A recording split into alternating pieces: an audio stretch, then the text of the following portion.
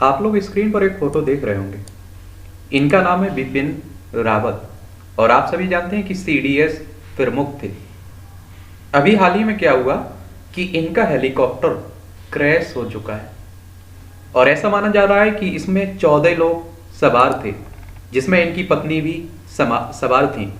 और आपको बता दूं कि ये पत्नी के साथ एक कार्यक्रम में भाग लेने के लिए जा रहे थे और तमिलनाडु के कोयम्बटूर और सुलूर के बीच ऊटी में बुधवार को सीडीएस बिपिन रावत का हेलीकॉप्टर क्रैश हो गया और MI सीरीज V5 हेलीकॉप्टर में, जिसमें सीडीएस बिपिन रावत और उनके कर्मचारी और उनकी पत्नी मधुलिका सवार थीं। और ऐसा माना जा रहा है कि इसमें से 13 लोग इतनी बुरी तरह से सुलझ गए उस आग में कि उनकी पहचान करना भी पॉसिबल नहीं है। और ऐसा माना जा रहा है कि इसमें जो भी लोग सुलझे हैं आग से, उनके डीएनए के द्वारा उनकी पहचान की जाएगी। हम लोग तो ऊपर वालों से दुआ करिए, जो भी भगवान ईसा जिसे भी आप मानते हैं, जिस भगवान को मानते हैं, कि ये सही सलामत रहें। इनके बारे में एक सामान्य जानकारी मैं अपनी तरफ से आप लोगों को दे देते हैं, क्योंकि आप देखिए आर्मी के कई पदों पर ये रहे हैं और एक तरह से आप देखिए कि भरोसेमंद थे और अच्छा काम किया हुआ था, इसलिए इन्हें कई पुरस्कार भी दिए गए थे। इनमें कुछ खूबियां भी थी अच्छी, उन्हें भी हम लोग देखेंगे। और एक बात और आपको बता दूं कि कई अंतर्राष्ट्रीय ऑपरेशंस में भी इन्होंने भाग लिया हुआ था। तो इन्हें आप लोग देख सकते हैं स्क्रीन पर, बिपिन रावत। और जब आपने देखा है कि सीडीएस बनाया गया तो उसके पहले अध्यक्ष यही बनाए गए थे, एक तरह से प्रमुख। ठीक है, तो इनके पूरे नाम की बात करें तो बिपिन रावत इनका नाम है और जन्म की बात करें तो 16 मार्च 1958 को इनका जन्म होता है। यानी कि आज़ादी के बाद ही 1947 में हमें आज़ादी मिलती है, उसके बाद ही इनका जन्म होता है। जन्म स्थान की बात करें तो आप देखेंगे पौड़ी गढ़वाल उत्तराखंड में आप लोगों को देखने को मिलेगा। और आप सभी जानते हैं कि उत्तर प्रदेश से अलग करके आपका उत्तराखंड नया राज्य बनाया गया था। ठीक है, यहां आप लोगों को उत्तराखंड देखने को मिलेगा। और इनके अगर हम लोग पिता की बात करें तो जनरल लक्ष्मण सिंह रावत इनके पिता थे।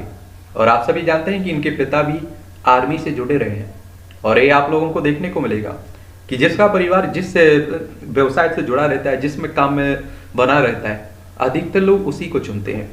इनकी पत्नी की बात करें तो मधुलिका रावत इनकी पत्नी, और बच्चे की बात करें तो 2 बेटियां देखने को मिलेंगी आप लोगों को। अगर हम लोग इनकी शिक्षा की बात करें तो कैम्बियन हॉल स्कूल देहरादून से और सेंट एडवर्ड स्कूल शिमला से ये अपनी शुरुआती शिक्षा लेते हैं।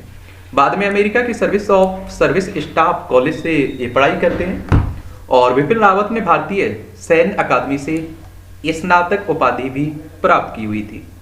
और IIMA देहरादून में इन्हें सोर्ड ऑफ ऑनर से भी सम्मानित किया गया था।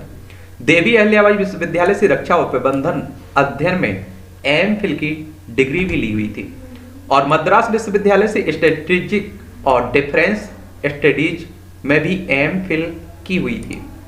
और 2011 में चौधरी चरण सिंह विश्वविद्यालय से सैन्य मीडिया अध्ययन में इन्होंने PhD की थी।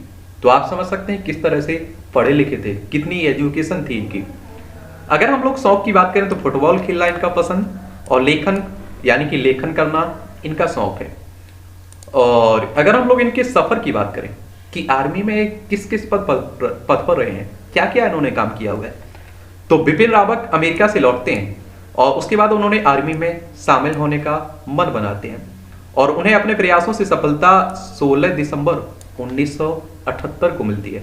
सबसे पहले उन्हें गोरखा 11 राइफल्स की 5वीं बटालियन में शामिल किया जाता है और यहीं से उनका सैन्य सफर शुरू होता है। और आपको बता दूं कि 1979 में पहली पोस्टिंग उनकी मिजोरम में हुई थी। कहाँ? मिजोरम में। आप लोग मिजोरम को देख लीजिए एक बार, देखिए आपको मिजोरम देखने को मिलेगा। और मिजोरम की राजधानी की बात करें तो आइजोल देखने को मिलेगी। इसकी सीमा आपकी म्यांमार से भी लगती है और बांग्लादेश से भी लगती है। और उसके बाद आप देखेंगे यहाँ विपिन रावत जी सेना के अनेक नियमों को सीखने का मौका भी मिलता है, उन्हें कैसे एक टीम वर्क करना चाहिए, और इसीलिए आप देखते हैं कि उनके चहेते रहते थे, सभी लोगों से वो मिलते रहते थे।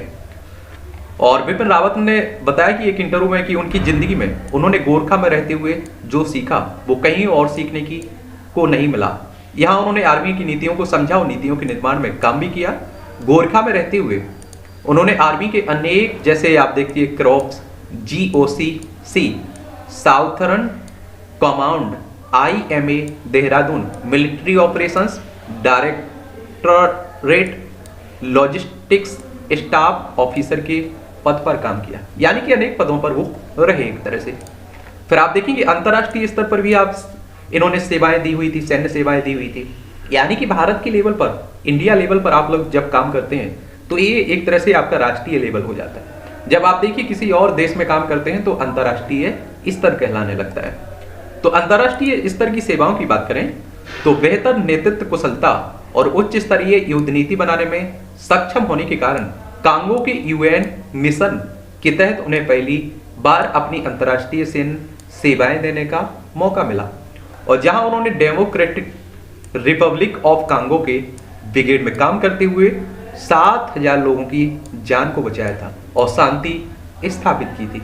तो आप समझ सकते हैं कि कितने एक तरह से पावरफुल व्यक्ति रहे हैं और समझदार व्यक्ति रहे हैं, 7,000 लोगों को जिंदगी देना। इसके बाद आप देखेंगे मणिपुर में हुई एक आतंकी हमले में 18 सैनिक शहीद हुए थे, और इसके जवाब में सेना के कमांडरों ने म्यांमार की सीमा में दाखिल होकर हमला किया था, और इस हमले में NSCN के कई आतंकी मार गिराए थे। और यह अभियान चलाया गया था 21 पैरा ने, जो थर्ड कॉर्प्स के तहत काम करता था, और उस समय थर्ड कॉर्प्स के कमांडर हमारे विपिन रावत ही थे। तो यहाँ भी आप देखिए उन्होंने काबिलियत का अपना परिचय दिया है। आर्मी में काम करते हुए उन्होंने कई बटालियन के लिए काम भी किया, जहां उन्होंने अलग अलग जगहों की सुरक्षा नीति और युद्ध नीति का अनुभव मिला था। जैसे इन्फेंट्री बटालियन में काम करते हुए उन्होंने लाइन ऑफ एक्चुअल कंट्रोल का अनुभव भी मिला था। ये जम्मू कश्मीर की बात हो रही है। अब तो आप सभी जानते हैं कि जम्मू कश्मीर को 2 भागों में बांट दिया गया, एक लद्दाख आपका, एक जम्मू कश्मीर, ठीक है। इसी तरह आप देखेंगे कश्मीर घाटी में ऑपरेशंस को अंजाम देने वाली 19 इन्फेंट्री डिवीजन के साथ काम करते हुए कश्मीर की सुरक्षा ढांचा को समझने का भी इन्हें मौका मिला। इसके अलावा उन्होंने आर्मी के थर्ड क्रॉप्स, GOC, ये बात कर चुका हूं वैसे भी, जैसे विभिन्न महत्वपूर्ण विभागों के लिए काम किया था। और इसीलिए आप देखिए CDS का प्रमुख पहला भारतीय और पहली बार ये गठित हुआ था और बनाया गया, कुछ तो काबिलियत रही होगी। सेना प्रमुख के पद पर आने से पहले जनरल विपिन रावत ने दक्षिणी कमान के कमांडर और सह सेनाध्यक्ष का काम भी किया हुआ था। इस पद पर भी वो कुछ समय के लिए रहे थे। 31 दिसंबर 2016 को विपिन रावत को भारतीय सेना का प्रमुख बनाया गया था, और उन्होंने दलबीर सिंह सुहाग की जगह ली थी, और इस तरह से विपिन रावत भारतीय सेना के 27वें प्रमुख बने थे। भारतीय सेना के 27वें प्रमुख बने थे।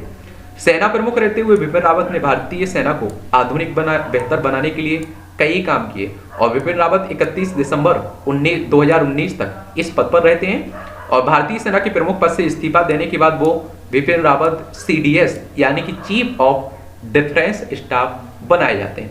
क्या बनाए जाते हैं? CDS बनाए जाते हैं। अब आप लोग कहेंगे कि CDS क्या होता है, तो आपको बता दूं ये पहले भारतीय CDS अधिकारी बनाए गए थे, और CDS यानी कि चीफ ऑफ डिफेंस स्टाफ अधिकारी होता है जो थल सेना, वायुसेना और नौसेना तीनों के बीच तालमेल का काम करता है, और रक्षा मंत्री और गृह मंत्री का मुख्य सलाहकार भी होता है। तो विपिन रावत इस पद पर पहले व्यक्ति बने, पहली बार ये गठित हुआ, उसी पर इन्हें बनाया गया। और उसके बाद अगर आप देखेंगे इन्हें पुरस्कार, जब आप देखते हैं कि आप अच्छा काम करते हैं तो स्वाभाविक सी बात होती है कि आप पुरस्कारों से भी नवा जाते हैं।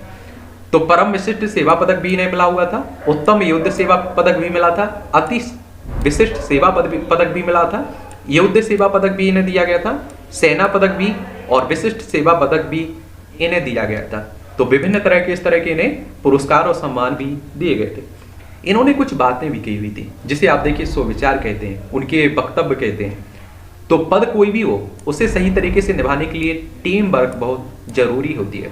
यानी कि पूरी आप देखिए आप कहीं काम करते हैं उसमें कितने लोग हैं और किस तरह से आप उनका मैनेजमेंट कर पाते हैं, उनका फैसला लेते हैं आप लोग, उनके बारे में सोचते हैं, तभी आप देखिए बेहतर आप लोग काम को अंजाम दे पाएंगे।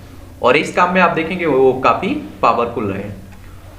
उन देशभक्तों की बराबरी हम नहीं कर सकते हैं जो सियाचिन की ठंड में देश की सेवा करते हैं। इनके कहने का मतलब आप लोग समझ रहे हैं।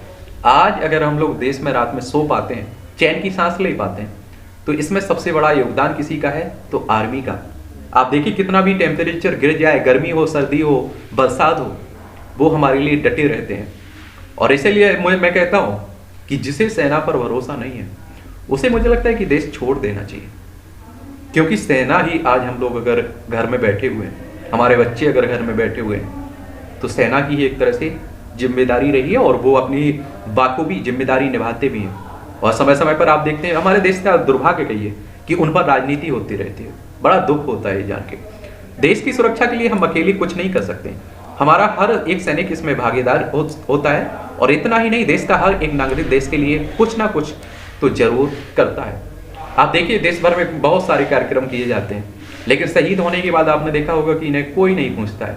इन्हें जो मुआवजा देने की बात होती है उनके परिवार भटकते रहते हैं। तो मुझे लगता है कि देश में ये भी होना चाहिए कि उनके बारे में तो ध्यान रखा जाना चाहिए जो हमारी रक्षा करते हुए शहीद हुए हैं, उनके परिवार का भी ख्याल रखा जाना चाहिए। इनमें अगर खूबियों की बात करें तो काम की समझ बहुत बड़ी इनकी एक तरह से खूबी थी, अच्छाई थी। मेजर माथुर कहते हैं कि रावत साहब की सबसे बड़ी खूबी थी कि उनको अपने काम की बहुत अच्छे से समझ थी और उनके काम करने का तरीका और नॉलेज हर अफसर कायल था और उनकी नॉलेज पर किसी को कोई शक नहीं होता है। निर्णय क्षमता की बात करें तो सही समय पर सही निर्णय लेना कोई विपिन जनरल रावत से सीखे। और मुझे लगता है कि यही सबसे बड़ा काम होता है कि कहाँ किस तरह का निर्णय लेना अधिकतर लोग नहीं ले पाते हैं। और आप जानते हैं उनकी स्थिति क्या रहती है, उनमें तेजी से निर्णय लेने की गजब की क्षमता थी और उनके निर्णय पर फिर कोई सवाल उठाने की गुंजाइश भी नहीं बचती थी। फुलगांव महाराष्ट्र हादसे में लिया गया निर्णय काफी चर्चित भी रहा था उस समय। और आप देखिए communication boss general Bipin Rawat ने अपने साथी अफसरों के बीच कभी कम्युनिकेशन गैप नहीं रखा, यानी कि उनके बीच एक तरह से संबंध काफी मधुर रहे हैं। वो समझते थे लोगों को। वे भारतीय सेना जवानों से लगातार संपर्क में रहते हैं और समझते थे बातें। पूर्व army chief general Bipin Rawat की अच्छी खूबियों में यह वही बात शामिल थी कि वे अपने अंडर काम करने वालों की बात सुनते थे और अच्छे से समझते थे और इसी के अनुसार समाधान भी करते थे। अप्रोच की बात करें तो अक्सर होता था कि लोग बॉस के सामने अपनी समस्याओं को लेकर पहुंचने से हिचकिचाते थे, मगर बिपिन रावत के साथ यह नहीं थी। हर किसी के लिए उनका अप्रोच आसान था और उनको अप्रोच करने में किसी को कोई परेशानी नहीं होती थी। तो ये है बिपिन रावत साहब की कहानी। और फिर से ऊपर वाले से दुआ करिए वो जिस भी हालत में हो सुरक्षित हों और जल्दी हमारे बीच आए। लेकिन आप सभी सोच रहे होंगे, देखिए 14 लोग उसमें सवार थे, 13 लोग बुरी तरह से सुलझ चुके हैं और जो शहीद हो चुके हैं उनके लिए दुआ करिए कि उनकी आत्मा को शांति मिले। और आप देखिए उनका परिवार को इस दुख की घड़ी में ही कह लीजिए आप लोग सहन शक्ति दे ऊपर वाला कि वो इस दुख को सह सके।